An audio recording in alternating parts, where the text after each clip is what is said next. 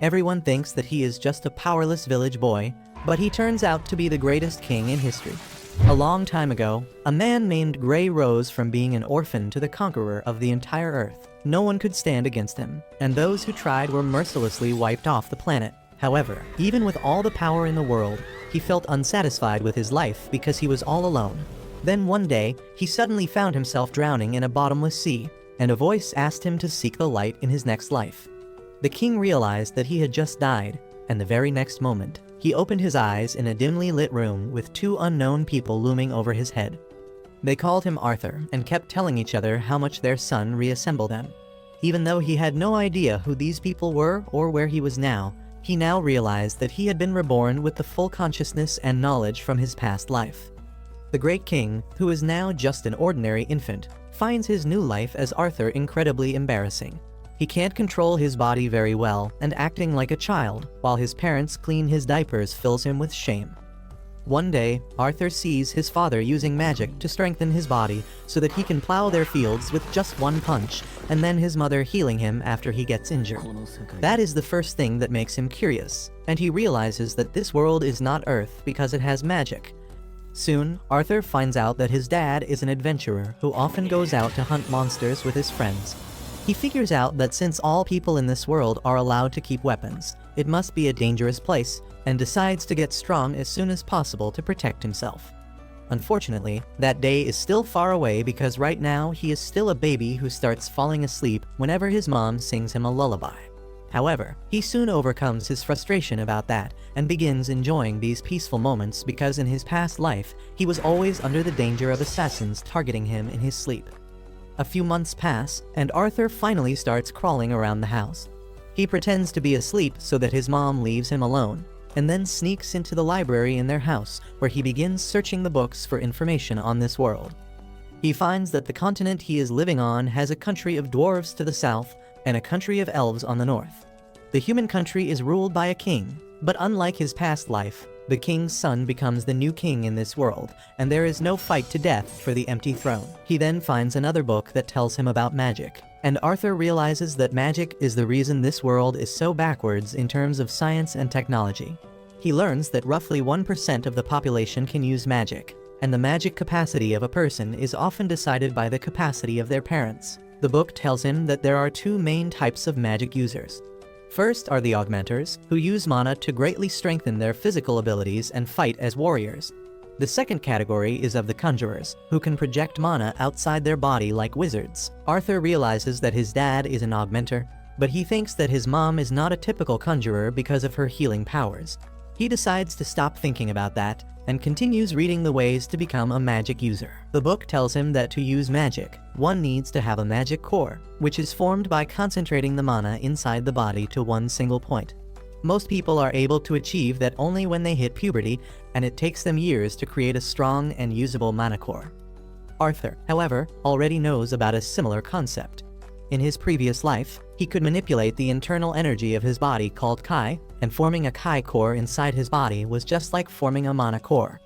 Arthur begins to focus his mana inside his body, hoping that he can take the first step to becoming strong in this world. But just as he is about to form his mana core, his mother finds him and takes him back to his bed. 2 years pass in a flash, and one day, while Arthur's mom is busy writing a diary entry about him, he goes outside to learn swordsmanship from his dad. As he keeps swinging a wooden stick like a sword, his mother comes outside, and she is incredibly furious at her husband for teaching their son to use a sword when he just learned to walk. This is not a new thing for Arthur, who has now realized that his mother is the real boss of the household. His mother also takes him to the nearby city occasionally, and Arthur is always happy to be there because it allows him to learn a lot about this world. He shows interest in everything from weapons to strange goods found in this world, but the thing he is most curious about is magic, and being in the city gives him the best chance to see it up close. Apart from these visits, Arthur lives a peaceful life with his parents, and though he is uncomfortable about being trapped in the body of an infant, he slowly starts liking the peaceful life. His parents take care of all his needs, and that reminds him of his childhood at the orphanage in his previous life, where he desperately wished for a family, but his wishes never came true. One day, Arthur sees his dad practicing magic to strengthen his mana core. He is really excited to see and learn from him, but his dad can merely manage to lift a few stones from the ground using his mana. Arthur is not impressed because picking the stones with his hands would be faster. But then his mother comes to him and tells him that it was not his dad's best shot, and he performs better from the second round onwards. Arthur's dad concentrates his energy again to impress his wife this time, and release a series of powerful attacks that shake the earth. Arthur is really impressed by his dad's skills this time, and his mom is sure that when he grows up, he will also turn out to be a strong warrior. Arthur wants to try doing it right away, but his mom decides to take him away for nap time. They pass by the library on the way, and Arthur pleads with his mother that he wants to read the books. She sternly refuses him, but he gives her an innocent pleading look that she can't resist. In the end, she leaves him alone with the books while she goes outside to be with her husband, and Arthur starts focusing all the mana in his body to form his mana core, which he has been trying to do for the past 2 years. He feels that he is on the verge of a breakthrough. And then suddenly, his mana core is formed inside his body. As a result, a powerful explosion blows away the house, and Arthur's dad gets injured while trying to protect his wife. They both panic as they fear that their son is in danger. But when they go inside, they can't believe their eyes when they see Arthur floating in the sky with a golden glow. Arthur gives them a smug smile, declaring that can finally use magic now. He gets on the ground and starts walking towards them, when suddenly, the rubble from the roof falls towards him. He panics, fearing that this is going to be the end of his life, but both his parents lunge towards him to keep him safe from the falling rubble. Arthur realizes only after this that his parents have the duty to keep him safe, but when they start crying, he gets confused. In his previous life, he never experienced anything like this, and even the parents of other kids never showed any emotions other than pride or disappointment. As he wonders what this new feeling is, Arthur starts crying too, instinctively clinging on to his mother.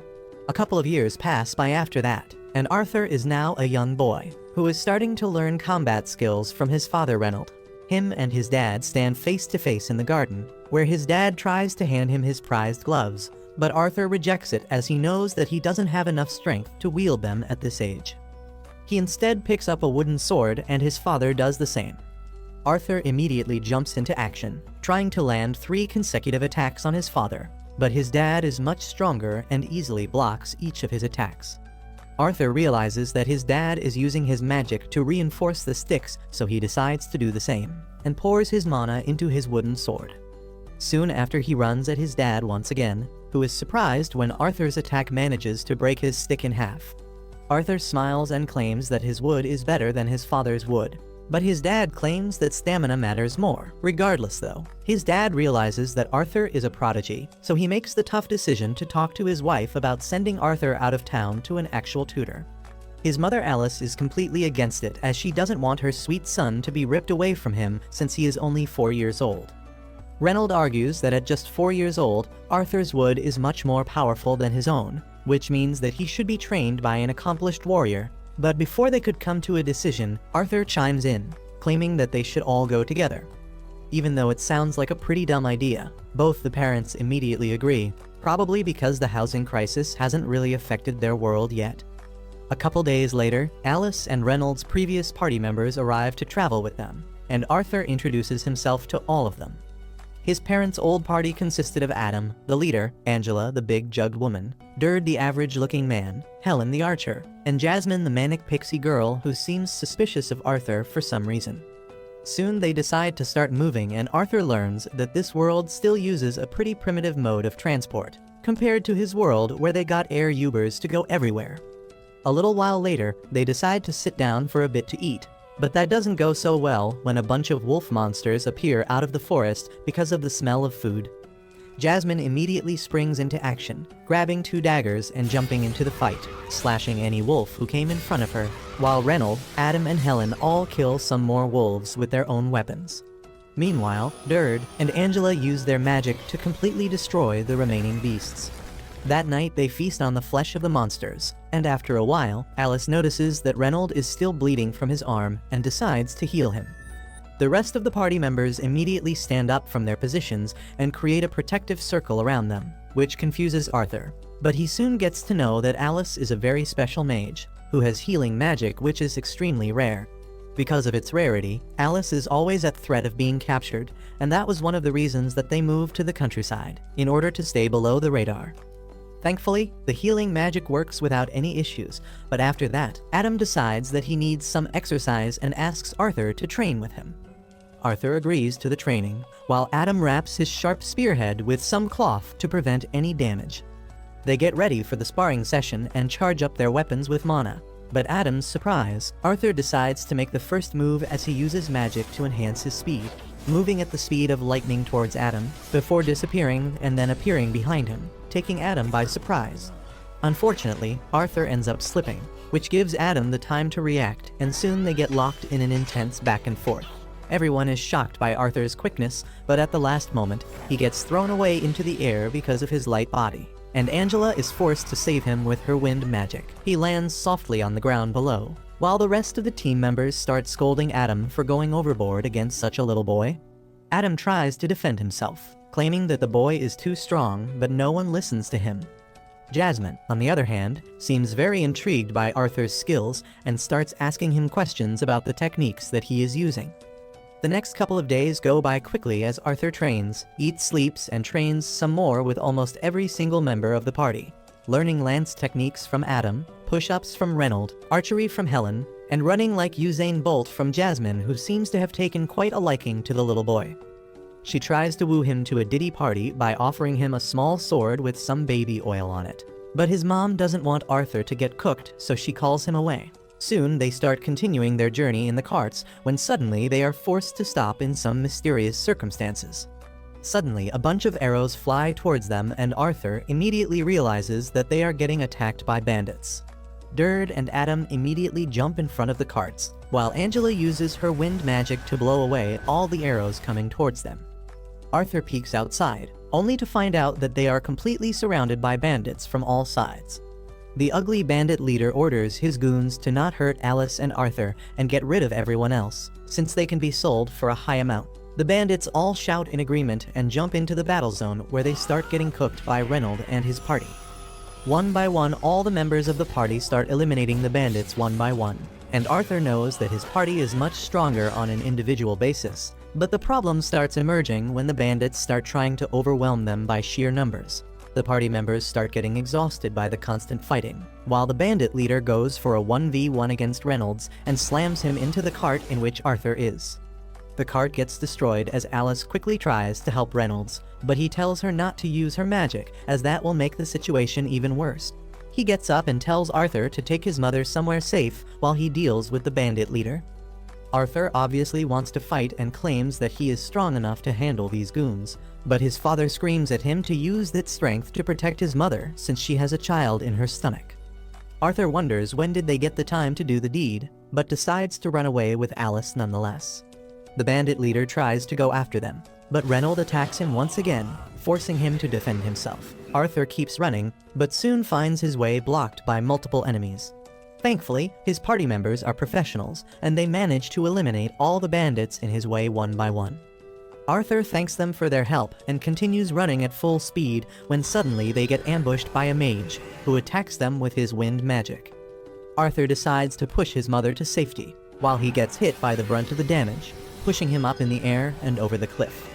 He decides that he is not going to die alone, and throws his knife tied to a rope at his attacker, bringing him down as well. Both Derd and Angela immediately try to use their magic to save young Arthur, while his mother screams his name with teary eyes. But all that time Arthur feels peaceful, as if he has achieved something. He wonders whether this is what happiness feels like, when suddenly tears form into his eyes as he realizes that he was going to be a big brother, but now that life has been snatched away from him. As Arthur opens his eyes after the fall, he finds that he is still alive. He wonders where he is when suddenly, the ground under him starts shaking as something huge walks towards him. Arthur tries to get up and see what is coming, and he is utterly horrified by a scary-looking demon who calls him by his name. Arthur is terrified of the demon, but he is a Chad who won't go down without a fight. He leaps at the demon to attack it, but gets flicked away gently. As he gets up, the demon tells him that he still has a lot to learn, and then assures him that she is a friend. Arthur doesn't understand what the hell is going on, and then the demon suddenly starts picking some fruits for him. She tells Arthur that he needs to eat before they can start talking because she is not going to answer any questions otherwise. Arthur has no choice but to gobble down the fruits, and then he asks the demon if his parents are fine. She shows him a scene of the road where his parents and their friends fought the bandits, and it is full of the dead bodies of the bandits. The demon tells Arthur that everyone he knows is alive, and they continued their journey days ago safely. Arthur is moved to tears as relief fills his heart on hearing this. He then asks the demon her name so that he can thank her properly, and she introduces herself as Sylvia. A few days pass with Arthur still in Sylvia's cave, eating the fruits to sustain himself while his injuries heal. He wants to go to his parents as soon as possible, but Sylvia tells him that it is not so easy because he will have to go through the forest that is filled with dangerous monsters and outlaws. However, she has another way to unite Arthur with his family, but it involves creating a hole in space-time fabric and takes a lot of time. Arthur understands this, and while Sylvia prepares the hole in space and time, he continues to train his skills. He now understands that even though Sylvia looks like a demon, she is really kind-hearted, and more than that, she cares a lot about him specifically. One day, as Arthur is working on his mana core, Sylvia decides to teach him a trick humans don't know. She gathers mana from the air and forms a ball in her hand, surprising Arthur, who has never seen anything like this before. Sylvia tells him most humans think that they can either gather mana or use it, but in nature, many creatures can do both things at the same time. She offers to teach the trick to Arthur, but before that, she wants to know what he will do once he grows stronger after learning it. Arthur thinks long and hard about it, and then declares that once he grows stronger, he will kill everyone who tries to harm his people. But Sylvia doesn't like that answer, and she flicks him away. Arthur gets pissed at this, but Sylvia tells him that he failed her test because she is not going to teach anyone with such deranged violent tendencies. Arthur is confused by this because the only thing he learned in his past life was that you get stronger to kill your enemies. However, when Sylvia asks him if he enjoys thinking about violence all the time, Arthur falls silent. Sylvia then tells him that there are other ways to use strength aside from violence, and she wouldn't want him to waste his life on rage and violence. Her words hit a nerve with Arthur, and he feels as if Sylvia knows everything about his past life. She then repeats her initial question and asks what will he do once he gets stronger, and this time, Arthur replies that he will protect the people he cares about. Sylvia is pleased with that answer, and she starts teaching Arthur how to use magic while directly gathering it from his surroundings. Arthur learns it really quickly as well, but just as he runs to show that he can do it to Sylvia, she hits him to the side of the cave and buries him in rocks. Arthur is confused, but Sylvia talks to him via telepathy and tells him not to make any sound. Just moments later, another demon like Sylvia arrives there and tells her to come back with him. She refuses to go with him, so the demon shoots an energy ball at her. Arthur is worried, but Sylvia assures him that she will be fine. She gets up to fight again and unleashes her full power, shattering her demon-like body and transforming into a white dragon. She then shoots a hyper beam at the demon, who can barely block it. He warns her that using such a great power will cost her greatly, but Sylvia tells him that she has no regrets with her life. The demon somehow cancels her attack, and then bombards her with his dark energy balls, some of which hit the cave. Sylvia gets distracted as she tries to confirm Arthur's safety, and the demon decides to knock her out with a big attack. Sylvia realizes that Arthur will come under danger because of this danger, so she decides to risk it all so that he can escape. She uses all her power to stop time and then calls Arthur outside, telling him that he needs to go home now. She opens a hole in space and time, telling him that it won't take him directly to his family, but now he is strong enough to survive on his own while he searches for them. Arthur realizes that Sylvia is sacrificing herself for him, and his heart breaks because of that, but she makes him promise to use his power to protect the people he loves. She then gives him some parting gifts in the form of a crystal egg and a feather, asking him to take good care of it. After that, she kisses Arthur, and suddenly he gets golden tattoos on both his arms. Sylvia tells him that he will learn their meaning and purpose when the right time comes, but for now, it is farewell. She then tells him that she didn't really need all this time to prepare a portal to send him home, and she delayed the process on purpose because she enjoyed the few days she spent with him. Arthur starts crying on hearing this, and then he realizes that he is not strong enough to protect her right now, even though he promised that he would protect everyone he loves. Sylvia tells him that their promise doesn't apply in this situation, and tells him to hurry. He tells her that he doesn't care if she is a dragon or a demon because she is family to him, and you never leave family behind. Sylvia tells Arthur that he already has a mom, so he decides to call her grandma, and the dragon starts crying on hearing that. She then nudges Arthur to the portal, and he takes the egg and the feather with him. But just as he enters the portal and turns back to say a final goodbye to Sylvia, he finds himself getting dragged away. Once he is gone, Sylvia releases her power and returns the time in the cave to normal, immediately getting hit by the demon's attack.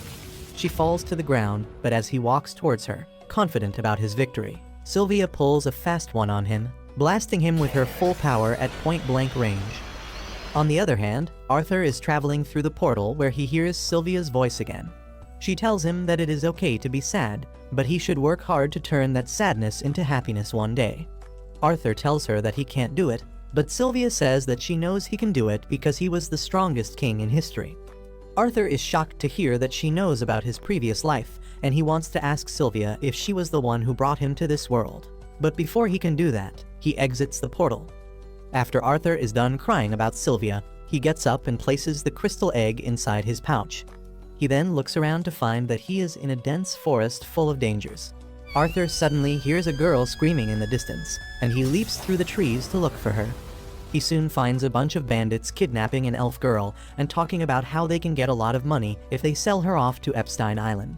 This reminds him of the time his group was attacked by the bandits, and they plan to do the same thing with him.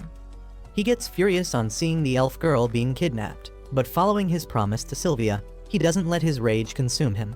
Instead, he decides to follow the bandits because they will surely lead him to the nearest human settlement. In the evening, when the bandits take a break, they start talking about having fun with the girl before selling her, and that is where Arthur draws the line. He starts gathering mana to deal with these PDF files, and then notices that they are controlling wild monsters using magic colors. He throws some nuts at the beasts, causing them to go alert and howl loudly. The bandits panic because that can attract all sorts of monsters towards them, and one of them immediately goes to beat them into submission. Arthur was waiting for this moment, and he creates a blade of mana around his hand before going behind the bandit and slashing him. He steals the bandit's knife, and just then, another guy comes there looking for him. Arthur kills him before he can make a sound, but he finds that his body lacks stamina to move around so much. Before he has even time to relax, a third bandit comes looking for his friends and Arthur immediately attacks him. However, he can only injure his leg, and the bandit calls out his friend, telling him to be careful because they have got a young mage with them. The fourth bandit gets excited because magic users of such a young age are rare, and he can get a lot of money by selling him. He decides not to hurt him, and puts down the sword to use magic instead.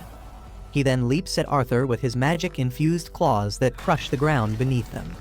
Arthur somehow dodges the attack and then tries to kick the bandit, but he is faster than him. Arthur throws the knife at him with a thread attached at the end, but the seasoned bandit quickly catches it and then dashes towards him. He kicks the boy with enough power to knock him down and then holds him upside down, but then Arthur uses fire magic on his leg, forcing the bandit to drop him. Before the bandit can recover, Arthur throws the knife at him again, and this time, he swings it around his neck so that he can't dodge the blade as it pierces his forehead. Arthur then deals with the final bandit and frees the elf girl, who reminds him of someone from his past. He quickly snaps out of the memory and tells the girl that she is free to go home now, but she gets worried as she sees his injuries.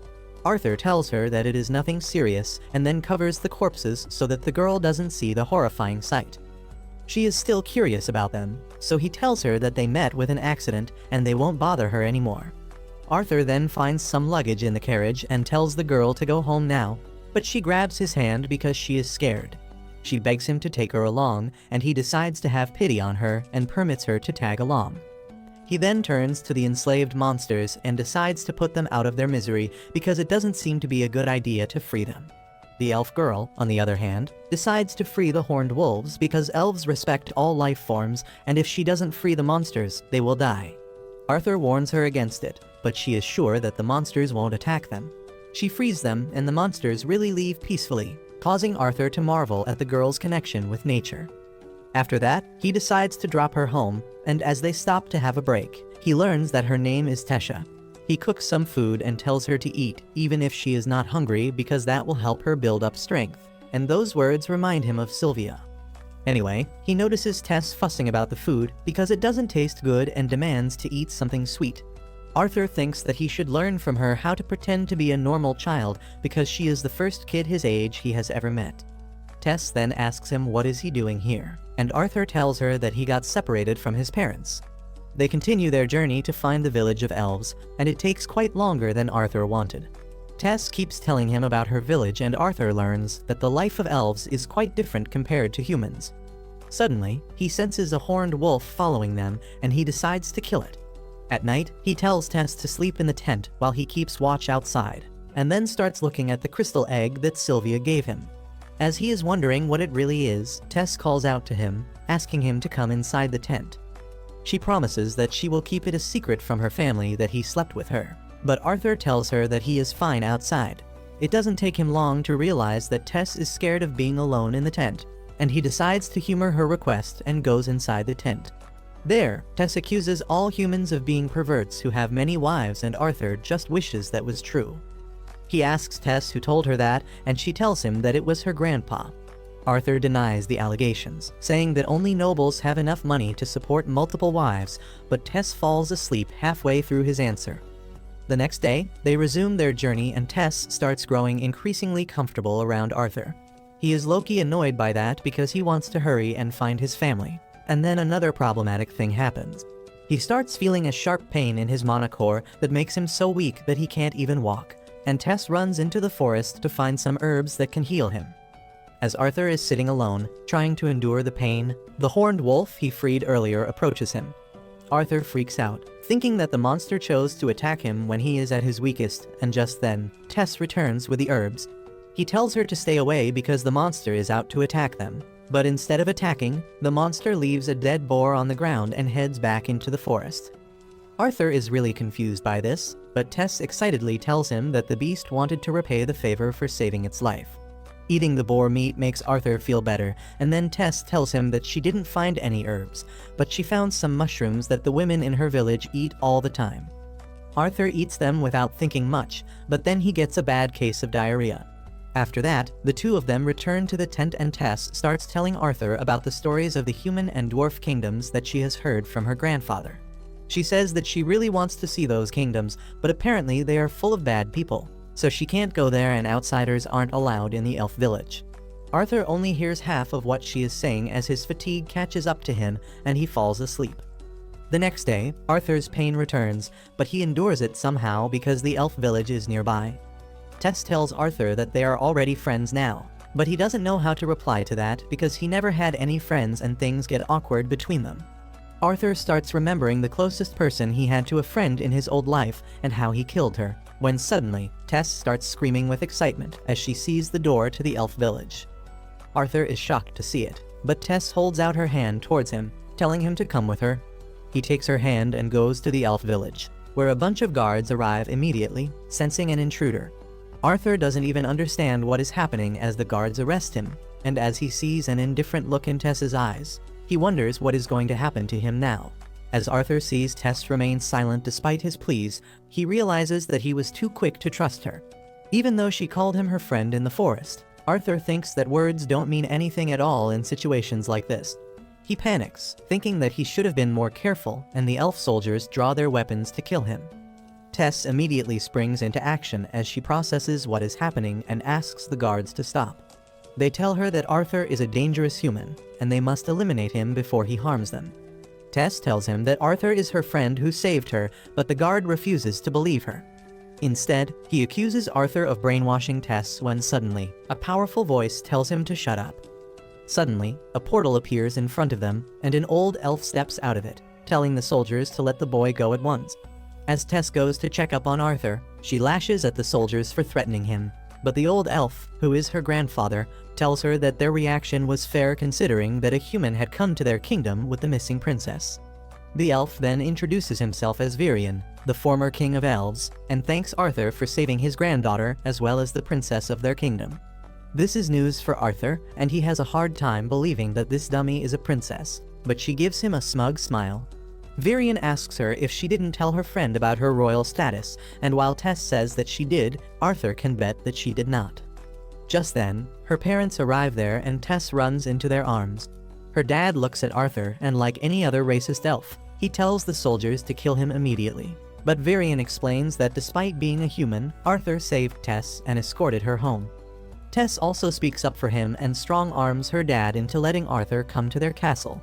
Varian tells Arthur that they need to have a chat later, and he feels some mysterious power from the old elf. With that, Tess grabs Arthur's hand and starts running through the city. He is amazed to see it, but the elves keep staring at him with anger and hatred because of their long history of war with humans. Arthur is not concerned by that, but he is concerned about the cold expression on Tess's face when he first asked for her help. He is also confused by his chest pain and decides to be more cautious going forward. Soon, they reach the castle and Tess asks all the maids to serve Arthur with everything they have got. She begins planning out his stay at her place, but Arthur feels that he should tell her parents about their journey before anything else. They allow him to speak to them, but Tess gets him a seat at the table and also orders tea and snacks before they can continue. Arthur wonders if it is all right for a human to receive such treatment. And then Tess's dad, Alduin, introduces himself and his wife Muriel. Arthur properly introduces himself and greets them, and Alduin is quite impressed with his manners despite his poor background. With that, Arthur begins telling the story of how he rescued Tess from the slave traders, and her family is enraged when they hear about it. They begin to curse humans for that too, but Arthur tells them to curse the profession and not the race. Varian asks him how did he free Tess from the slave traders, and Arthur reveals that he is a mage. The king finds it hard to believe that he could defeat the slave traders, and the elf soldiers are even more vocal about this. They accuse Arthur of fooling Tess once again, but Varian tells them to stay back until they are ordered. Tess also comes forward in support of Arthur, narrating the things that she heard the bad guys say. Her mother hugs her to comfort her, and then her father tells Arthur that he believes his story. Arthur then asks Alduin to send him back to his family as a way to repay him for saving his daughter's life, but he calls that demand unreasonable. He says that he doesn't want to help the barbaric humans, but Arthur replies that if he acts like this, he will be behaving like a barbarian himself. Alduin gets cornered on hearing this, but he still refuses to help Arthur. Suddenly, Tess starts staring at him to emotionally blackmail him. Alduin folds quickly and tells Arthur that normally, the gate to the human kingdom can be opened only once every 7 years, but they can't keep him here so long, so he will send some soldiers to escort him home. Arthur is glad to hear this, but then suddenly, the pain in his chest returns with a greater intensity than ever. He somehow endures the pain throughout the day, and at night, he goes to the balcony of his room to get some fresh air. He sees Tess playing happily with her parents in a room nearby, and that reminds him of his own parents. Arthur wonders if they are all right, even though he believes that they are strong enough to survive the attack of the bandits. He misses them and wonders if they will be as happy to see him again as Tess's parents are right now. He gets miserable the more he thinks about them, and Tess notices this.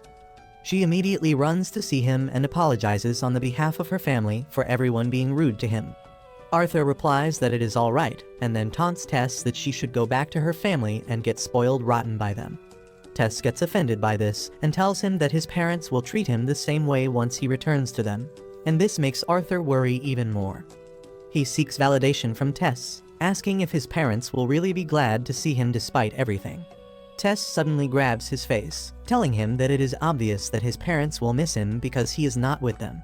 She tells him that she is already missing him because he is going home soon, and Arthur is left speechless. Just then, the glowing petals of a flower that look like fireflies start floating in the air, and both of them get lost in admiring their beauty. Suddenly, Arthur remembers the cold look on Tess's face, and he wonders if something was wrong with her then, or if he was seeing things. He decides to stop thinking about it and live in the moment for just a bit, when suddenly, he senses an attack coming towards Tess.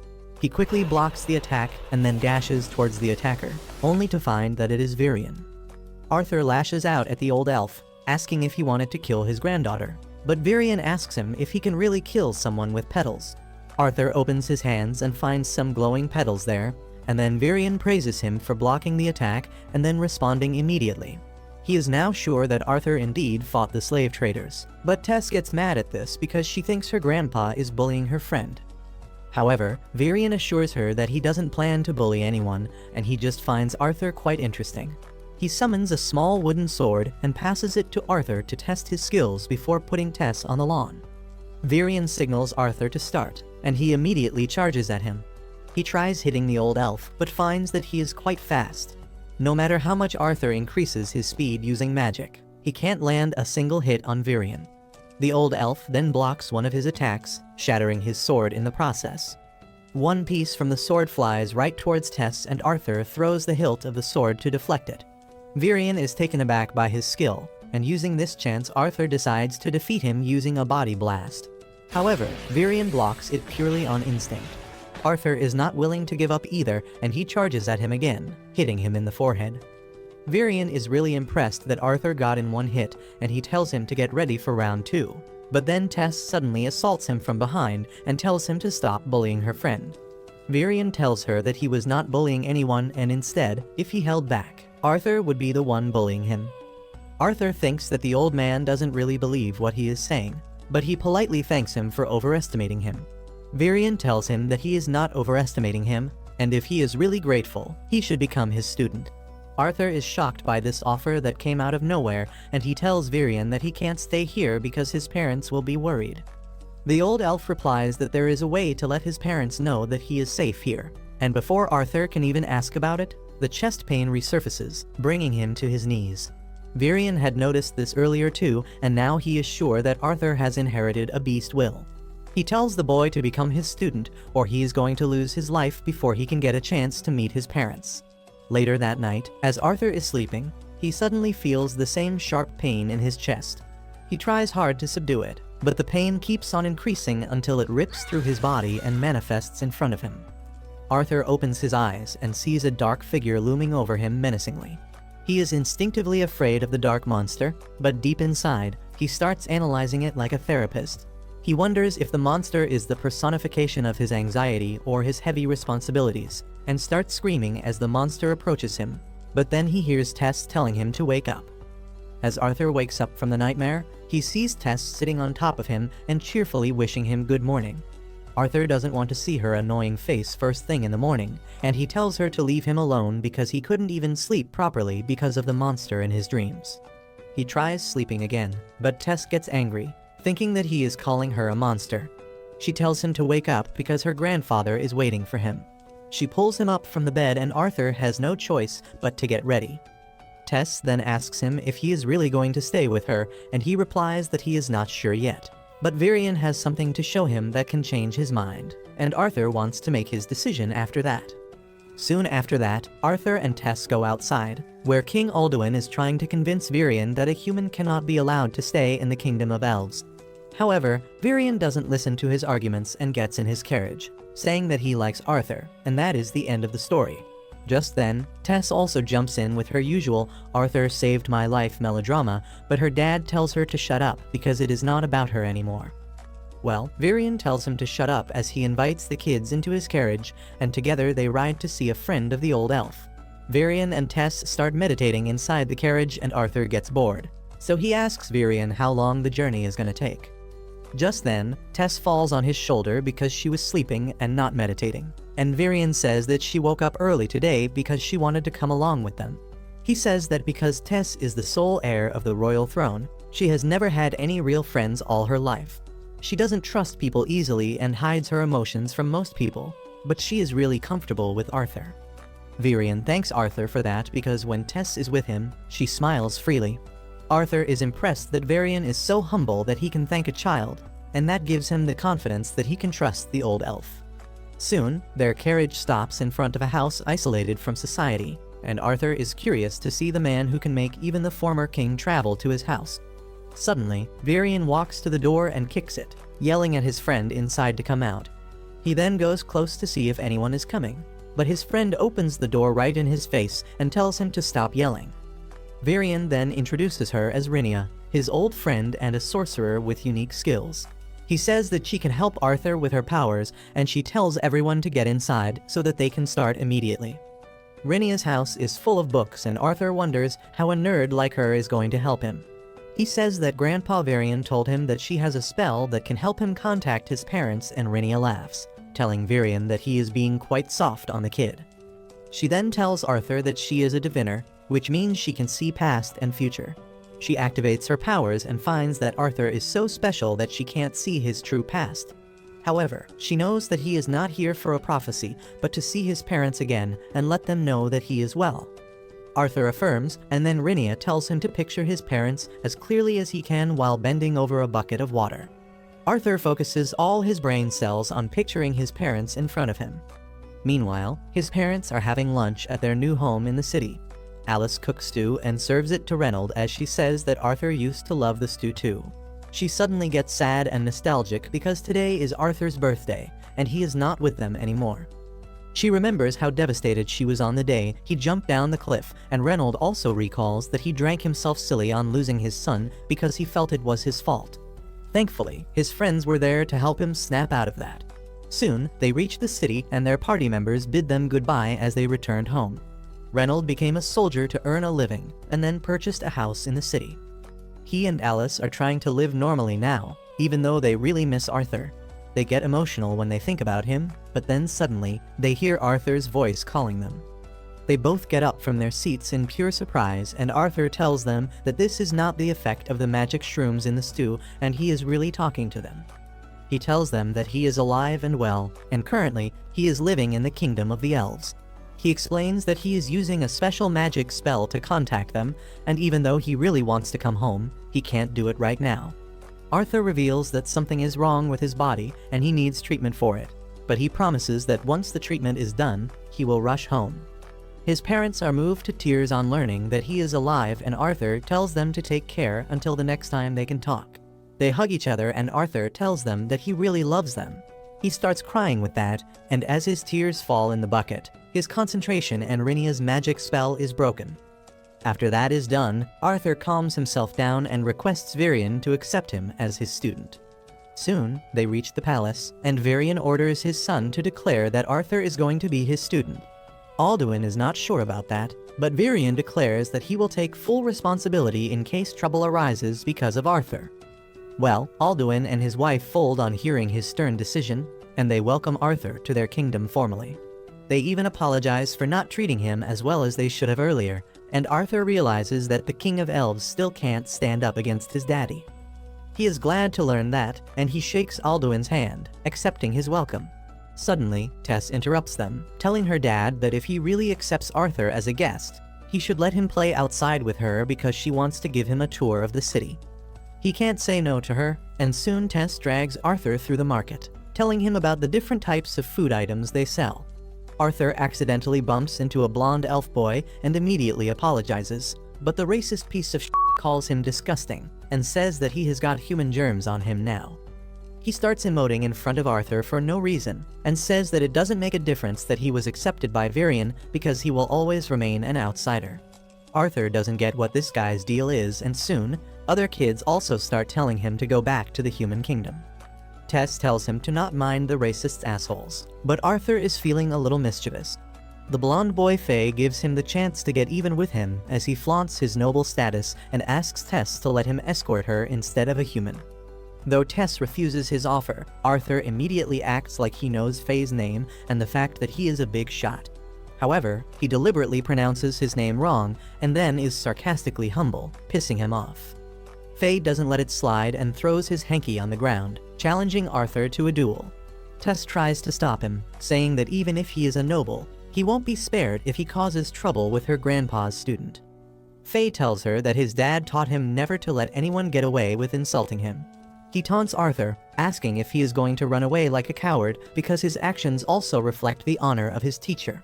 However, Arthur is surprised because a duel seems to be a very common thing in the elf country and no one is trying to stop them.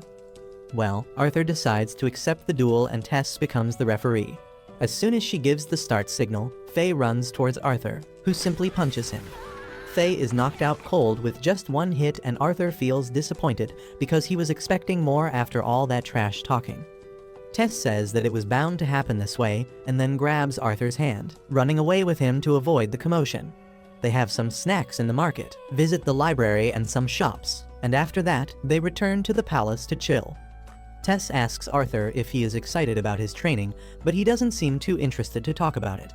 Earlier, Varian clearly told him that his training would be really hard, but if he can endure it, he will see great results. Despite that, Arthur agreed to take the training, and he finally gets some sort of excitement to show to Tess. He tells her that he is really hyped about the training and he will work hard to take charge of his future in his own hands. Tess replies that she will work hard too, and Arthur asks her what does she want to do. She says that she will just work hard to compete with him for no other reason. The next day, Arthur's training under Virion starts and 3 years pass by in a flash. Tess and Arthur's relationship is the same as ever, and she still comes to wake Arthur up every morning. But now she uses mana on his feet, causing him to feel immense pain and wake up screaming and complaining. The two of them head outside, where they see the king and the queen leaving for a meeting. As Arthur is busy wondering where they are going, Tess suddenly holds a burger in front of him, telling him to eat this delicious meal made by a 10-on-10 baddie. Arthur gladly takes the burger, but he teases Tess, asking her who is the baddie that made it, and it offends her. She attacks him and Arthur dodges her attacks all the way to the training ground where Virion is waiting for them. He tells them to fight properly and tosses them wooden swords, but he knows that Arthur is now ready for the second stage of his training. After the sparring session is done, Tess is on the ground, completely exhausted. Meanwhile, Virion lectures Arthur about magic, saying that after one stabilizes their mana, they can obtain one of the 4 fundamental elements of magic. The type of element they get also depends on the species, and elves are particularly good at wind magic. Virion says that dwarves are good with fire and earth magic, while humans can use all 4 elements. However, they still have only one basic element they have naturally, and not everyone can use all the 4 elements. Tess suddenly asks her grandpa why he did not train Arthur in magic while he was strengthening his body because she did it. Virion replies that it is because Arthur is weak, shocking him. He then explains that there is the will of a powerful beast inside Arthur's mana core, and that disturbs the balance between his body and the mana core.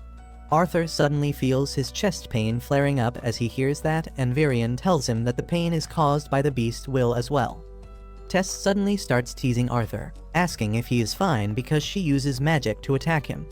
Arthur tells her that it obviously hurts when she hits him, but he somehow deals with it. Virion then tells him that it is time for him to awaken the beast will within his body. If he succeeds, he won't feel any more pain, and he will become a real beast tamer. Arthur is ready for that, and as he sits on the ground, Virion gathers his mana. He says that he will light a spark in his mana core, and though it will feel a bit hot, it is nothing he can't handle. He then injects his mana into Arthur's body, who starts screaming as he feels the heat.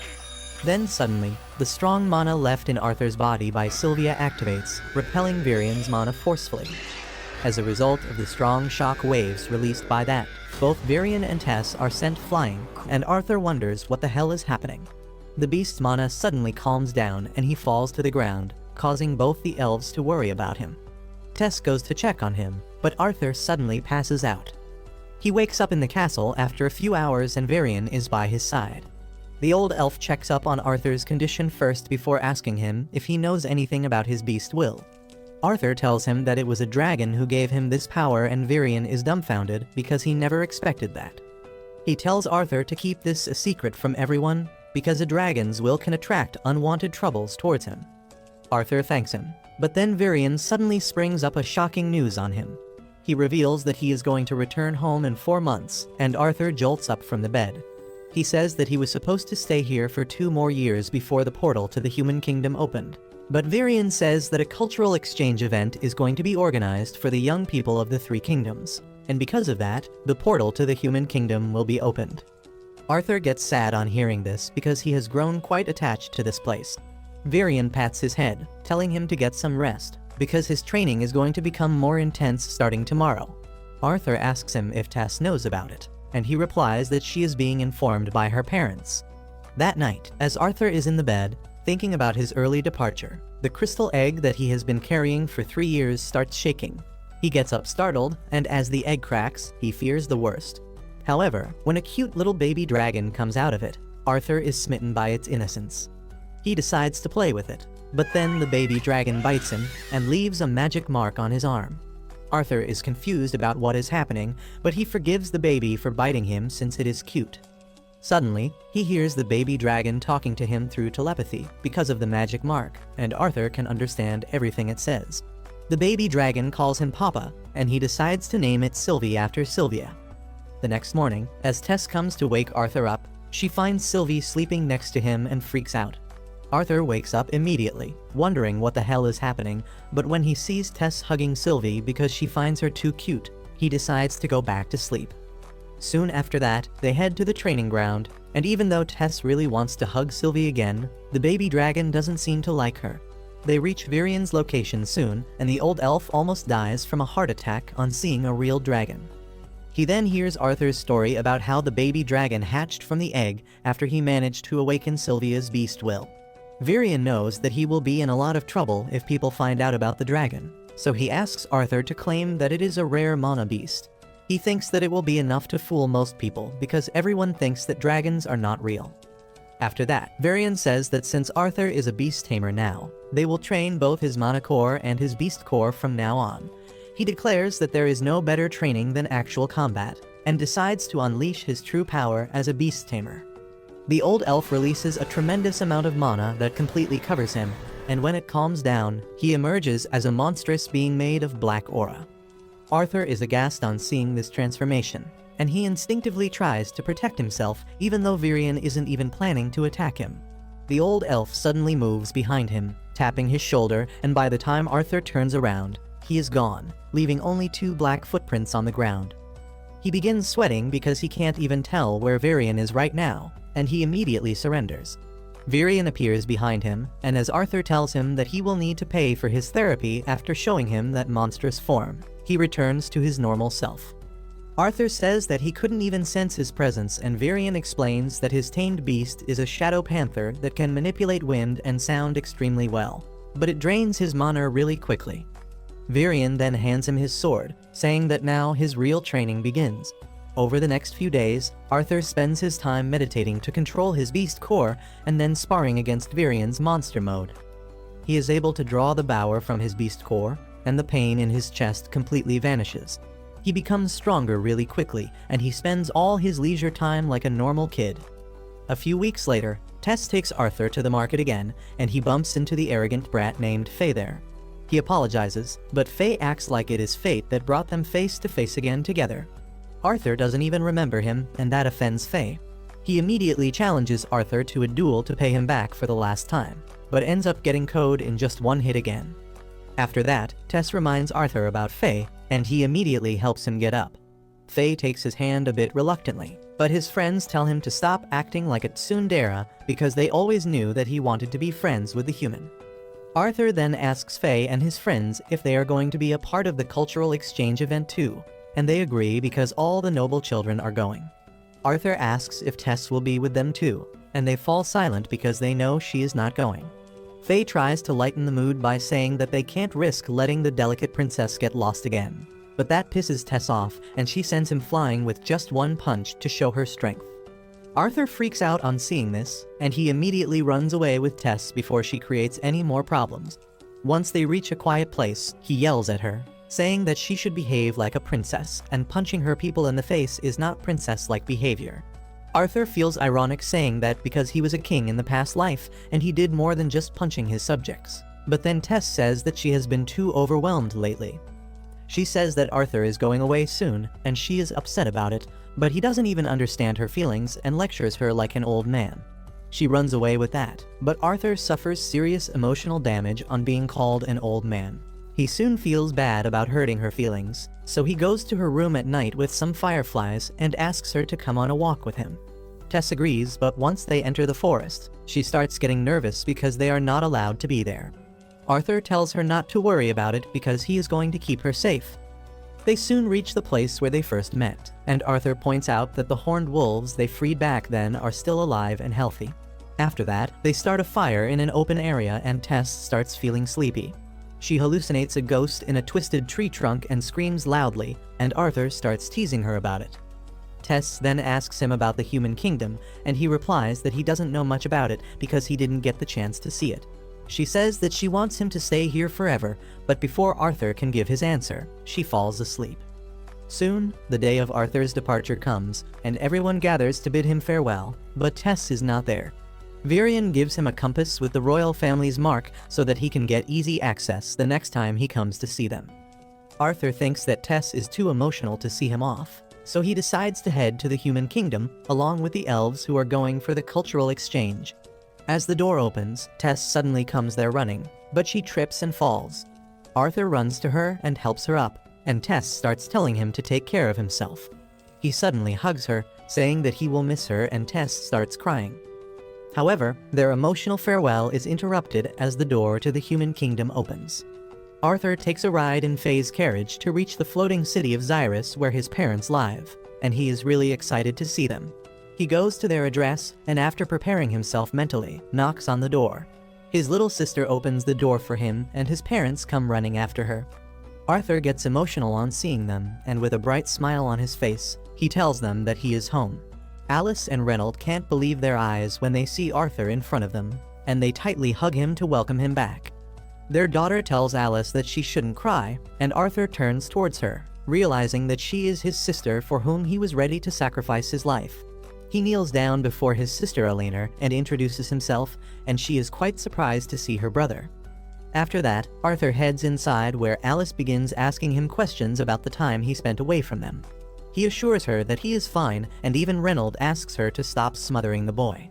Meanwhile, Elena is jealous of all the attention Arthur is getting from her parents, but Alice tells her to be good friends with him because he is the brother they told him stories about. Arthur says that he really wanted to meet her, and then the baby dragon Sylvie leaps into her arms. Once everyone has calmed down, Arthur gives his family a full detail of what happened after he separated from them.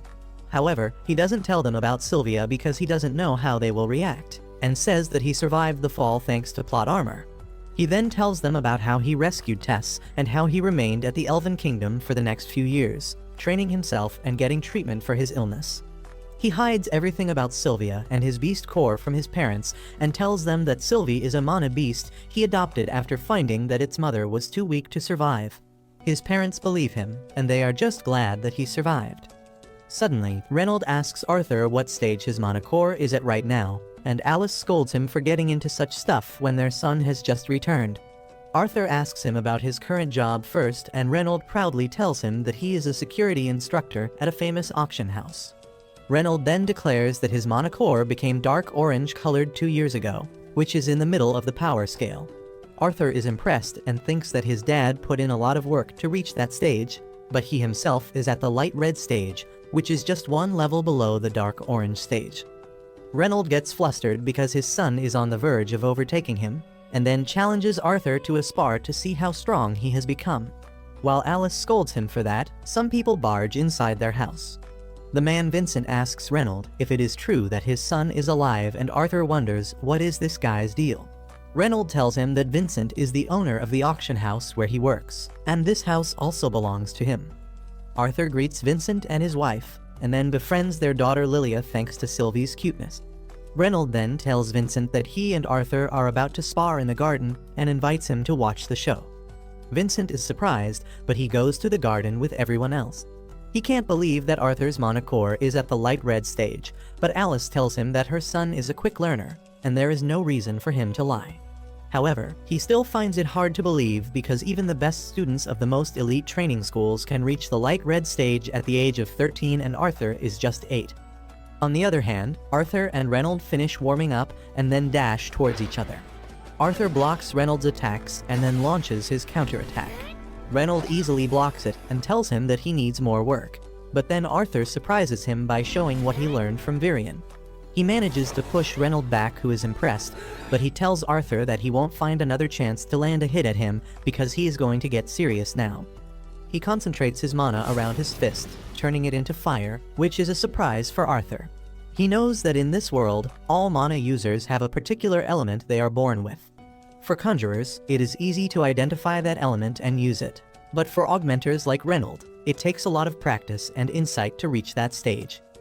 Reynold suddenly covers his entire body with his flame mana and charges towards Arthur, who can only block his attacks. As he is pushed back, Arthur thinks about how he had a power called Kai in his past life, which worked basically like mana, but a Kai master could decide which element they wanted to use by themselves.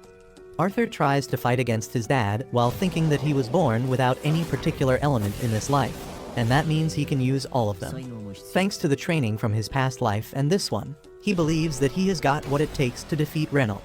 He gathers the mana in his fists too, and they start radiating a golden light that leaves everyone astonished. Arthur runs towards Reynolds and blocks his flaming fists with the golden aura coming out of his hands. Their collision creates a powerful shockwave that pushes both of them back, and then Reynolds gets aggressive, landing a solid hit on him. As Arthur runs towards him again, he remembers how he used his Kai mastery during his training with Virion, and that greatly improved his results. He mastered the fire element rather quickly, and because of that, the old elf decided to take him one step beyond that. Now, as Arthur remembers his training, he releases the golden aura again, and then transforms it into lightning. The lightning bolts being released from his body set the grass on fire, and Reynolds can only stare at him dumbfounded because Arthur has mastered the higher form of fire magic. Arthur tells him that it is too early to be surprised because he has more where that came from. He suddenly uses water magic, manipulating the water in the fountain to attack Reynolds. Everyone is shocked to see him using two types of magic at once, and Reynolds barely dodges the water attack coming from behind his back. With that, Arthur cancels his attacks and Reynolds immediately hugs him. He says he is really proud of him and asks when did he learn to do that. Arthur tells him that he learned that recently, but he can't control water that well yet. While Alice and Elena treat this like a regular occurrence, Vincent and his wife are speechless, and they both believe that Arthur is a genius. Soon after that, they return inside and sit around the dining table, where Vincent tells Reynolds that his son has a really bright future. Reynolds agrees, saying that he knew it ever since Arthur awakened his mana core at the age of 3 and destroyed their house in the process. Vincent is surprised to hear that, and as Reynolds laughs proudly, he falls along with his chair. Vincent suddenly gets up from his seat and suggests that they should send Arthur to the Xyrus Academy. Reynolds is surprised to hear this and asks if he is sure because the Xyrus Academy is the greatest school for training mages in the entire continent. Well, Vincent's wife completely agrees with him, and she tells Arthur's parents not to worry about the fee because they want to sponsor his education in hopes that one day it will greatly benefit them as well. Alice gets nervous on hearing that offer, and she says that they don't even know if the academy will take in their son. But Vincent confidently tells her that he knows the academy director, and he can do something about it. Suddenly, Arthur speaks up, saying that since the matter concerns him more than anyone else, he should have a say in it. He says that he has just reunited with his family, and he doesn't want to get away from them so soon. Vincent understands his reasons, and then Arthur takes his leave, saying that he got too tired from the sparring match. He heads inside the building, but Lilia follows him because she has become a simp for him ever since she saw his power. She tells him that he is going in the wrong direction and tells him to follow her because she will take him to a better place. She takes Arthur to the kitchen in the basement, where she begins talking cheerfully with the servants and telling them to prepare some delicious meat dishes for her. The old maid tells her to watch her diet because she has gained some weight lately, and Lilia snaps back, telling her not to talk about her weight. Arthur is surprised to see this side of Lilia because she didn't speak much till now, and then one of the maids tells him that she always comes here to eat when she is stressed out. Arthur is curious about that, and the maid says that Lilia and her parents want her to awaken as a mage, and that puts a lot of burden on her. At night, Alice and Reynolds come to Arthur's room to talk some more. They tell him that they are really glad that he returned to them, and then add that they are really proud of him too. They claim that he will become a grand mage someday, and Arthur wants to tell them something about that, but they interrupt and tell him that they can talk about the rest tomorrow. With that, they bid him good night and let him sleep. The next morning, Arthur immediately runs to the hall upon waking up because some old friends are there to see him. They are the party members of his parents, and they are really glad to see him back. The mommy Angela hugs Arthur tightly till he can't breathe anymore, and then he shares a high five with the tank named Dird. Adam and Helen keep bickering with each other while welcoming Arthur back, and then suddenly, Jasmine begins frisking him for no reason other than the fact that she wants to touch him. She then hugs him, asking Arthur to forgive her because it is all her fault. After their emotional reunion, the party begins telling Arthur about their recent missions that were in far-off places, and as usual, they keep bickering about little things. After hearing them talk, Arthur realizes that there is so much about this world that he doesn't know, and being an adventurer is a good way to learn about it. However, as he looks at his family, he thinks that he is not ready to leave them again yet. Arthur starts training inside his room, trying to focus his mana to such an extent that even time seems frozen to him. However, he can't maintain that state for too long and collapses because of fatigue, as he begins to think that he must become stronger quickly to protect the people he loves, and just then Sylvie comes to cuddle with him. Arthur hugs her, but then suddenly, he realizes that she smells really bad, and he immediately proceeds to give her a bath. Once he is done with that, his family comes there and tells him that it is his turn to be groomed now. And before Arthur realizes it, he is in the chair of a guy who looks like he is definitely gonna groom him in more than one way. Soon, Arthur gets a new fade and his mom and sister start fangirling over him. He asks what was even the need for this, but Lilia's mom tells him that they are planning to take him to their auction house the next time, and they can't take him there when he looks so shabby. She then tells Arthur that today they will take him on a tour of the Xyrus city, and Alina immediately asks him to hold her hand. Arthur obliges, but Lilia says that she is jealous because before Arthur came, Alina used to stick with her. Anyway, they start exploring the city together, and when Arthur puts a hair tie around the finger of a statue, a group of boys throw one at his head. They just walk away after laughing at him, and Arthur asks who the hell were those bastards. Lilia tells him that they were the students of the Xyrus Magic Academy, and since they are treated as royalty because of that, most of them are bullies. Before Arthur can even ask for details, he suddenly senses a familiar energy coming from a store nearby. He goes to check it and finds beast cores inside the shop, and Lilia's mother tells him that they are the mana cores that are taken from magic beasts and used to make a person stronger. This is the first time Arthur has heard about this because the elves did not even talk about extracting mana cores from beasts. Lilia's mom then adds that the price of the beast cores depends on its effects, and if it has a beast will, it can cost up to 100 gold coins, which would be enough to make Arthur and his family live in luxury for 250 years. She then tells Arthur that they are going to sell some beast cores at their auction house soon and he can touch one of them, and he wants to tell her that he doesn't want to. On the other hand, Lilia nervously tries to tell her mom that she should get a beast core, but the woman clearly refuses, telling her that even if she gets a beast core, there is no guarantee that she will awaken as a mage. Lilia gets upset as her mother reminds her that the beast cores are too expensive, and she replies that there are cheaper ones too. Her mom refuses to hear her out, and because of that, Lilia remains upset the entire time, which makes Arthur feel bad for her. He tries to talk to her about not hurrying things when he finds her going off on her own, and he instinctively follows her. Lilia goes to a weapon shop where she eyes some cheap beast cores she can buy with her pocket money, but when Arthur asks her if she is sure about that, she gets startled. He repeats what her mom just said and tells her to stop being so impatient. But Lilia lashes out at him, saying that he won't understand how she feels because he is special. Arthur still tries to calm her down, but as she tries to push him away, she bumps into a boy behind her, who turns out to be a student of the Xyrus Magic Academy. Lilia immediately apologizes to him, but the arrogant brat asks her what kind of half-assed apology is that. He tries threatening her, and Arthur immediately comes forward to protect her. Just then, the shopkeeper also arrives there on hearing the commotion, but as soon as he sees the students, he quickly backs off. The arrogant pricks decide to bully Lilia, and one of them summons a tiny flame.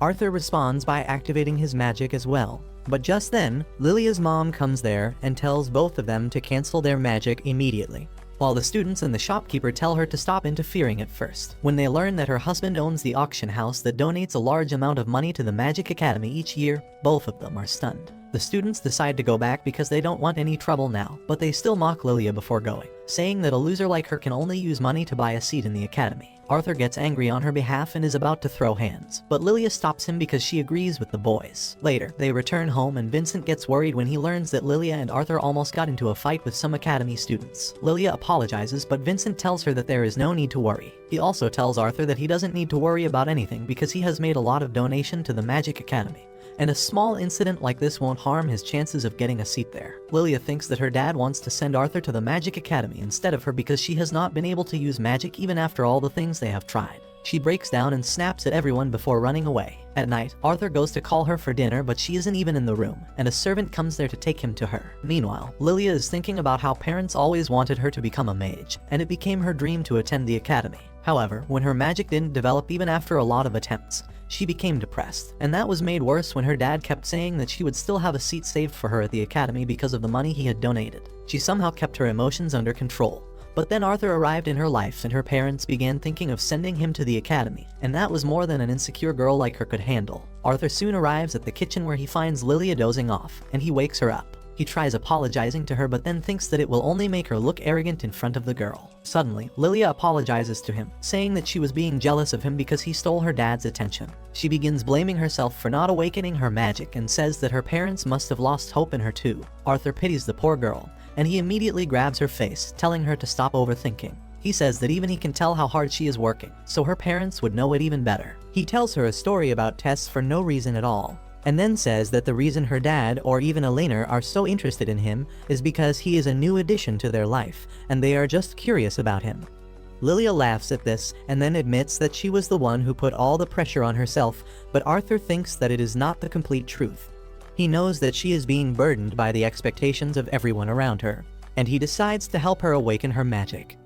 Soon, he goes back to the living room and tells Lilia's parents that she really wanted to awaken the magic, so he sent her to the place where he trained for 3 years. He assures them that she will be safe and happy there, but her parents are not having it. They ask him how could he send her away without asking them first, and Arthur replies that it was Lilia's decision. When he gave her the option, she decided not to talk to her parents because that would make her second-guess her decision. He then hands over a letter to Vincent, in which Lilia calls herself a burden to her parents till she is able to do magic. She promises to become a mage no matter how long it takes, and Vincent breaks down on reading this. He starts blaming himself, saying that he thought Lilia would have a happy future if she became a magician, but he never knew it would force her into taking such a reckless decision.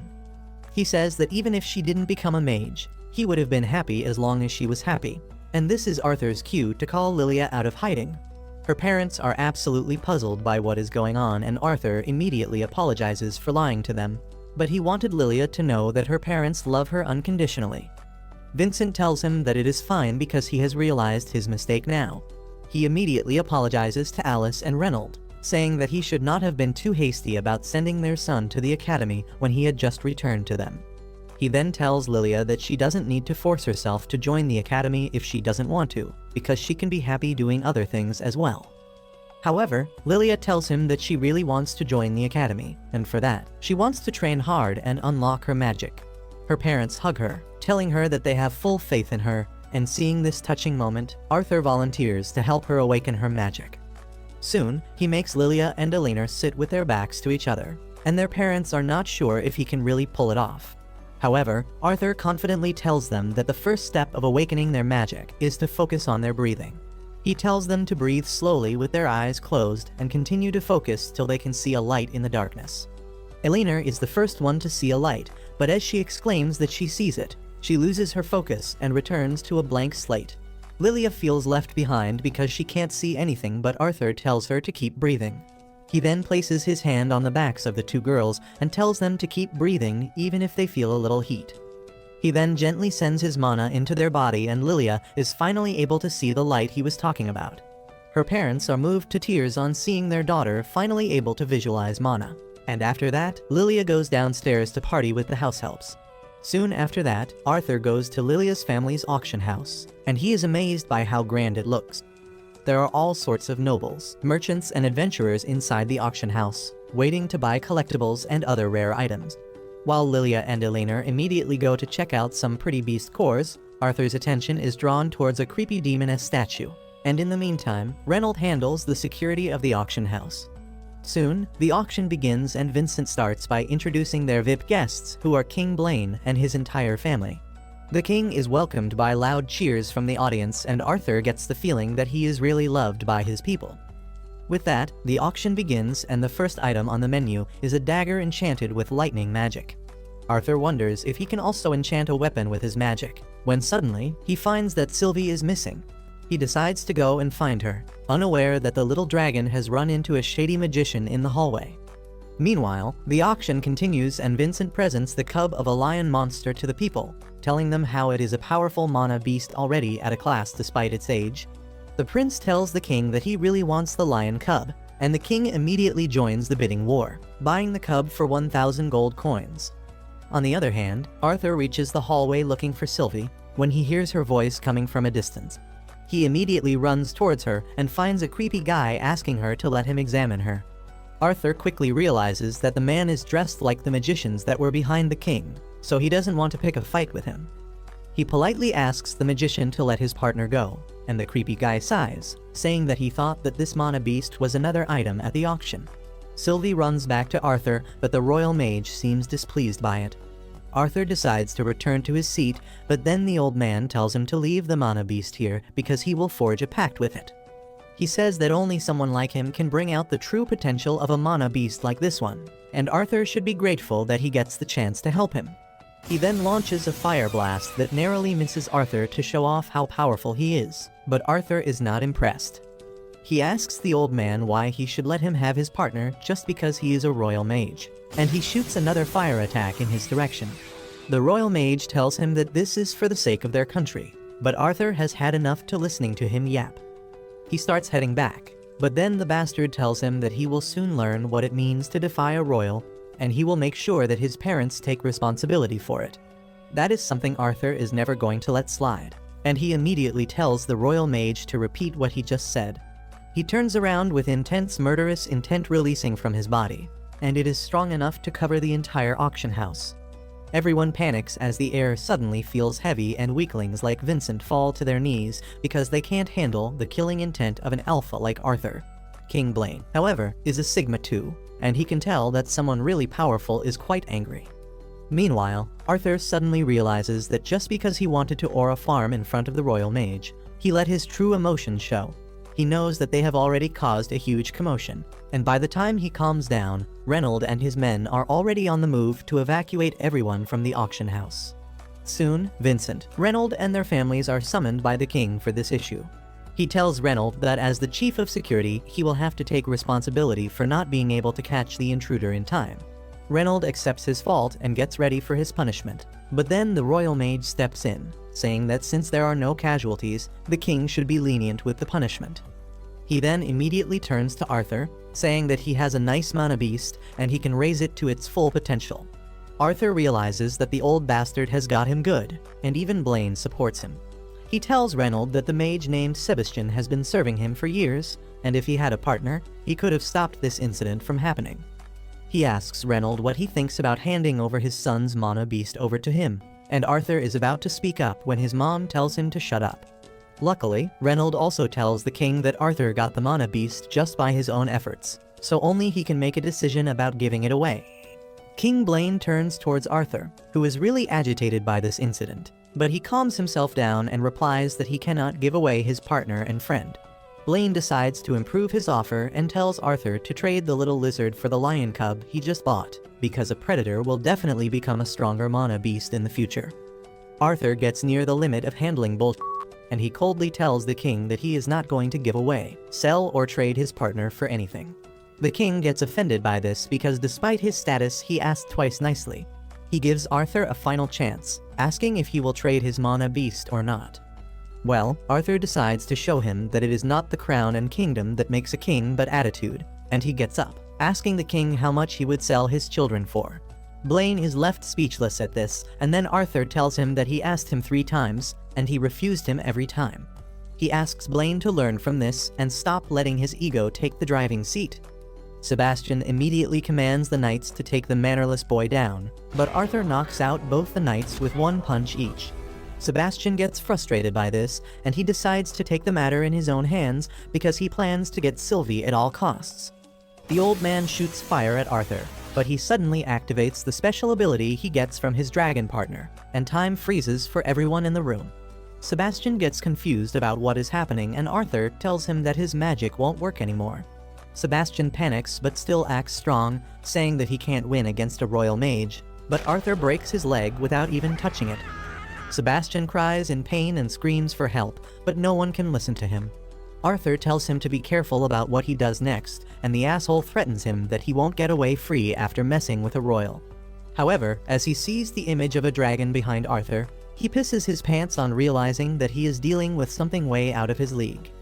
Just then, time starts moving again because Arthur got too exhausted by using his power.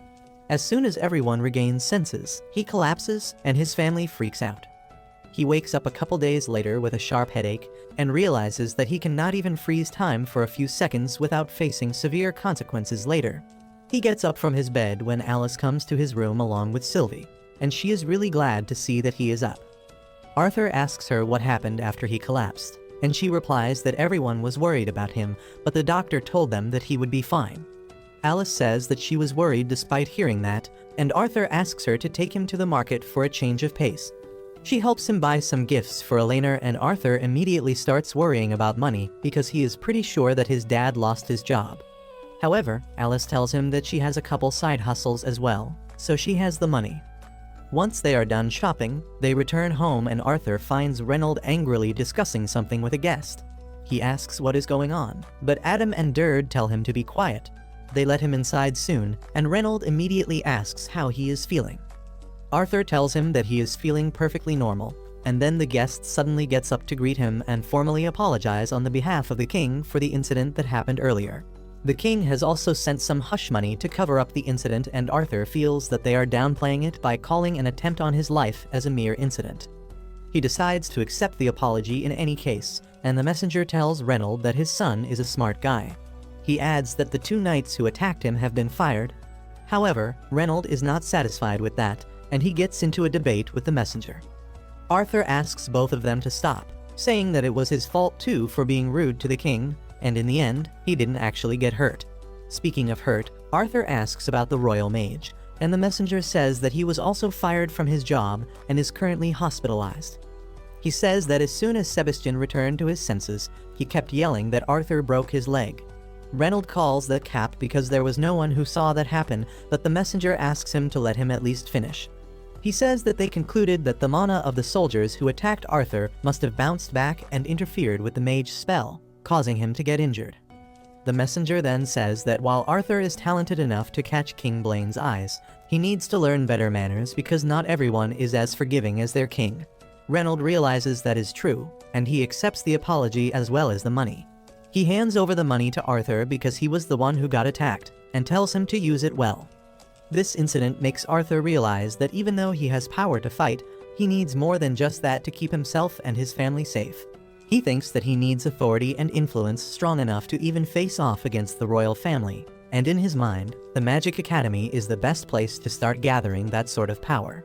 Arthur goes to the Magic Academy but not to take admission there. Instead, he rushes to the woods around the campus where the director of the academy is waiting for him after Vincent organized a meeting between them. Arthur really wants to make the best use of this chance because the director holds complete power over the academy, and her influence over the country's politics can rival even the royal families. The director is also pleased to see Arthur because she has heard a lot of good things about him from Vincent, and she plans to see if he really is as strong as she heard. Arthur tells her that he is ready, and the old lady uses her magic to create a barrier so that they cannot be detected by anyone else. She is already impressed when Arthur doesn't even flinch even when she used such a huge amount of mana, but he is just hiding the fact that he is impressed. He decides to show her a small fraction of his powers that will be enough to get her attention. He first uses wind magic to dig up some rocks from the ground and hurls them at the director. However, she simply stops them using earth magic and shatters them without any difficulty. Arthur is shocked, but he decides to use other elements since wind magic is his weakest ability right now. He uses earth magic to attack the old lady from all sides at once, but she deflects everything using wind magic. Next, Arthur decides to show her some of his close combat skills and charges towards her after enhancing his physical abilities, but the old hag easily blows him away with her wind magic. As Arthur falls to the ground, he realizes that he got code, but luckily that was enough to impress the director. She tells Arthur that he seems to overestimate his abilities, but other than that, he is really strong and skilled. However, she has one final test before she can accept him as a student. She tells Arthur to stay conscious even after taking her next attack, and then uses a powerful sound spell that makes Arthur feel like his head is being split into 2. He somehow survives the duration of the spell, and the director tells him that he passed her test. She tells him that she would like to take him as a personal student so that she can teach him everything she knows. However, as Arthur keeps staring at her, she asks him what does he want to say because he wouldn't need to come here and show his skills to her otherwise. Arthur tells her that she has the authority and power he needs to protect his family, and if she can do that for him, he is willing to join the academy and accept her as his mentor. The old lady is taken aback at his arrogant statement and says that even the king doesn't dare make such one-sided offers to her. Arthur tells her that he is confident that he is worthy of the deal, and he knows that she is thinking the same. The director is pleased by his attitude, but then Arthur tells her that he will join the academy only when he reaches the proper age. The old lady tells him that he will reach the required age to join the academy 3 years later, and if he joins now, he can become a lot stronger. Arthur tells her that he wants to live his life and experience the world because he still has time, and that is why he plans to spend the next 3 years of his life as an adventurer. The director thinks that it is not a bad idea, but she asks him if he has told his parents about it yet. Arthur replies that he will tell them soon, and she says that if he can convince them, she will accept his deal. However, things turn out to be more difficult at home than he imagined. His parents come to know about his plans to become an adventurer through Vincent before Arthur even has a chance to tell them. Alice gets mad because she doesn't want to send her son away after he just returned home. But Reynold gets the point that every man should have an adventure in his life. He says that maybe if Arthur has a guardian watching over him the entire time, he can become an adventurer. But Alice refuses to hear anything. Well, Arthur convinces her by promising that he will come home every few months, and if she wants, he can return more frequently. Alina is also upset that he is going to leave, but Arthur tells her that he is going to stay at home for some more time. Alice asks him why does he want to go on an adventure anyway, and he feeds her some diplomatic answers about how he wants to feel the same excitement as they felt back in their prime, when in fact, he just wants to try out his power and skills in combat. She is okay with that, but Reynold says that they should have a guardian with Arthur so that his safety can be ensured. He soon invites all his former party members over to lunch and asks who is willing to babysit Arthur for them. Adam immediately refuses, saying that he doesn't like kids, and he fears that one day Arthur might kill him in his sleep. Everyone agrees, but they also think it will definitely be Adam's fault. Reynold tells everyone that he can't pay them much for the job right now, but they tell him not to worry about it because all of them want to see Arthur grow. Suddenly, Jasmine, the groomer, volunteers to take up the job, and Alice is shocked because Jasmine hates being a bodyguard more than anyone else. She claims that she will do it for Arthur, and everyone agrees that she will be a perfect match because she is an augmenter who can use wind magic as well. Adam gives his approval as the party leader, and everything is sorted. Later that day, Arthur and family find Lilia meditating by herself in the living room, and Alina gets upset that she started training without her. Arthur is pleased with the results of their training, and he only hopes that Alina doesn't awaken her magic too soon because that would attract too much undue attention. After that, Arthur goes to the auction house to pick a weapon for his Adventurer Guild test, and Vincent tells him to feel free to look around. Arthur goes to the armory, and he is amazed by the large number of weapons there, but that soon turns out to be a problem because he can't pick anything. He finds that most swords here are two-handed, and even the ones that are to be held in one hand are too big for him.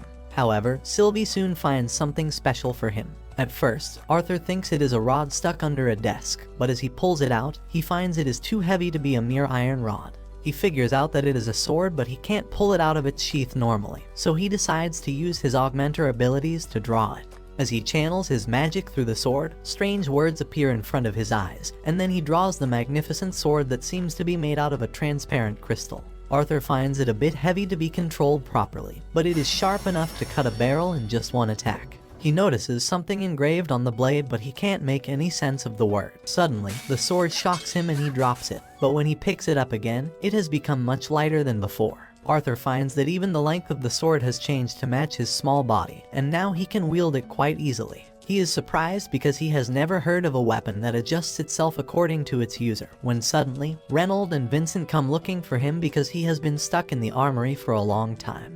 Arthur panics as he asks them to wait a minute, and then picks up the nearest normal sword he can find. He tells his dad and Vincent that he wants this one, and Reynold takes a few test swings to give his approval. Vincent has no problem with Arthur taking it either, but then he notices the second sword around his waist. Arthur panics, but quickly calms himself as he explains that he found a sturdy and heavy rod that will be perfect to practice. Vincent doesn't remember having anything like that in the warehouse, but his assistant recalls a crazy old man throwing the heavy rod at him, saying that there is no suitable user for it. He says that they tried showing it to many appraisers, but they couldn't figure out anything, and asks if they should try someone more skillful. Arthur doesn't want to let the sword go away from his hands, so he immediately puts on a cute act to convince Vincent to let him take it. Vincent is totally sold and tells Arthur to take the rod because they were not planning to sell it anyway. And though Arthur is happy, Reynold begins to suspect that Vincent might be a PDF file. After that, Arthur lives a normal life with his family, ticking things off his to-do list while training to become an adventurer. Soon, he turns 9, and a small birthday party is thrown for him, and everyone brings special gifts for him to help him in his future as an adventurer. Reynold and Alice gift him a glove with magic stones that have her healing spells stored in them so that he can treat himself if he ever gets injured. Vincent gives him a ring, which is basically like a sensor that will go off in case Arthur seems to be in danger, and Alice will be alerted about it. Adam and his party have bought a sound scroll for him, using which he can send messages home, and his family can also reply to him. Arthur thanks everyone for their gifts and tells them that he will become the best adventurer they have seen. And Alice hugs him, telling him that he doesn't have to become rich or successful because she just wants him to return home safely. Later that night, Arthur packs his bag to leave on his journey, thinking that he needs to become stronger than he was in his past life to protect his family and friends. After that, he goes downstairs and finds his family waiting for him. They bid him an emotional farewell and wish him all the best, and with that, Arthur is ready to depart on his journey along with Jasmine. Jasmine first takes Arthur to the Adventurers Guild to register there, and he wears a mask just to look edgy, and also to protect his identity so that the royal family doesn't interfere with his life. The receptionist leads them to the office of Guild Master Caspian, who gladly welcomes Jasmine because she is more than just an A-rank adventurer. Caspian learns that she wants Arthur to take the rank assessment exam, and he says that people have to go through a couple other tests first usually. He then makes his way to Jasmine, whispering in her ear that since she is from a noble family and he has good ties to her father, he will make an exemption for her and let her partner take the test directly. Caspian then turns to Arthur and tells him that he doesn't need to give away his real name to register at the guild. He asks what to call him, and Arthur decides to go with Note as his fake name. As soon as he shakes Caspian's hand, Arthur realizes that he is really strong despite looking like a bottom. With that, Caspian leads them to the battle arena, which also serves as the test site. A young magician is already participating in the test there, and she gets a C rank because of her explosive power but lack of defensive abilities. Jasmine tells Arthur that the girl must have good potential because it is not easy getting C rank at her age, and then the next candidate steps up. The nerd doesn't even get to fight against an examiner, and is automatically given the B rank, and everyone is shocked by this. Arthur asks Jasmine what just happened, and she has no answer either. After that, a cocky named Lucas steps forward, and he asks the examiner to skip the test for him and give him the A rank too. The examiner says that he is quite impressive because his monocore is already at light orange stage despite being only 11. Everyone is surprised by this, but then Arthur notices that Lucas is actually an elf. As the test begins, Lucas immediately summons a fire beast and sends it towards the examiner, who quickly traps it inside a rock pyramid. Lucas quickly climbs on top of the pyramid and strikes it with his staff, creating a powerful spell that rains fireballs over the arena even during the prep phase. However, he can't control the giant fireball in the sky, and it suddenly explodes, threatening the entire arena. The examiner quickly takes action, stirring up a dust cloud to save Lucas and cancel his attack at the same time. As the dust and smoke settles, the examiner tells Lucas that he did good, but he still has adrenaline pumping inside his veins and he attacks her without warning. Luckily, Arthur blocks that attack by throwing his sword, and that pisses Lucas off. He says that the exam should be conducted again because a third party interfered, but the referee tells him that it was already over. The main examiner then tells Lucas that he has a lot of power and potential, but since he has no common sense, she will only give him the D rank. The elf boy is thunderstruck on hearing this, and he tells the examiner that he will complain about this to his dad as she carries him away using earth magic. After that, it is Arthur's turn, and as he steps into the arena, a menacing aura starts releasing from his body. The referee immediately takes guard because he was not expecting this, but then Caspian tells him to stand back because he is going to personally test Arthur. The referee tells Caspian that a double A-rank adventurer shouldn't test noobs, but he replies that he has a special connection with Jasmine, so he is just doing her a favor. Arthur takes a stance as Caspian draws his sword. He realizes that he is probably facing the strongest person in the city, and this spar is going to be more than just a simple assessment test. However, that excites him even more, and he clashes with Caspian to show how strong he is. Arthur quickly coats his sword in flames and attacks Caspian, who doesn't have much problem blocking his attack. They start exchanging rapid blows, and Caspian notices that Arthur's movement is a bit sluggish, but that is because he has more skill than his body can handle. Arthur suddenly finds an opening and tries attacking Caspian, but he moves behind him and forces him to retreat. Arthur uses fire magic to boost his speed to attack him next, but the guild leader uses wind magic to push him away and tells him to stop being so overconfident. Anyway, Arthur becomes a B-rank adventurer after the exam and receives his license. But at the same time, the top officials of the guild corner Caspian because more than 2 kids got B-rank license in a single day. Caspian tells them that around 6 months ago, The country removed the law that banned elves and dwarves from becoming adventurers, and both the top officials realize what is going on. Most of the kids who got B rank have either elven or dwarven blood in them, like Lucas, who is a half-elf from a family notorious for using any means necessary to produce strong mages. The nerd who didn't even give the exam is actually a human, but he was raised in the kingdom of dwarves, and he had some high-profile backing, which is why even Caspian could not test him. The officials are concerned about the consequences it might have, but the knight is curious about Arthur. Caspian says that he knows nothing about him, but he is sure that Arthur was neither an elf nor a dwarf.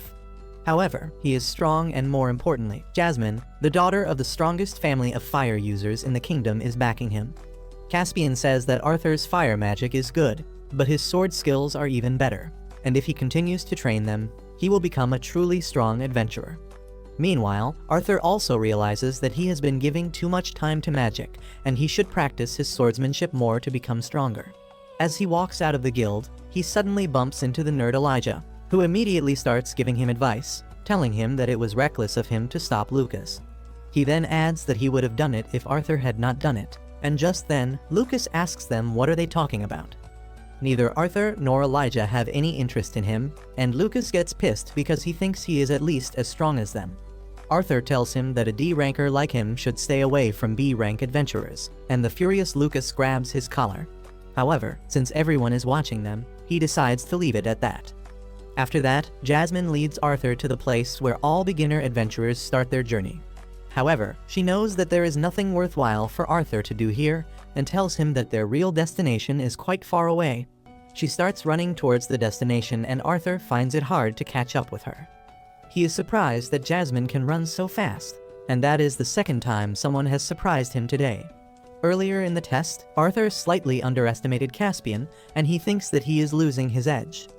Just then, they hear explosions coming from the forest, and soon, a giant armored boar arrives there. Everyone runs away in fear, but some unfortunate adventurers become a snack for the ferocious monster. Jasmine tells Arthur that they should run because the boar is a powerful monster that is not found in this area. Just a little distance away from the boar, they find an injured merchant group with a broken cage. Jasmine realizes that they were transporting the boar somewhere, but it must have broken free. Suddenly, the boar reaches their location and charges at them. Arthur and Jasmine dodge its attack, but then it shoots its long tongue towards them. They dodge that too, and then Jasmine charges at it, dealing only minor damage despite her attempts.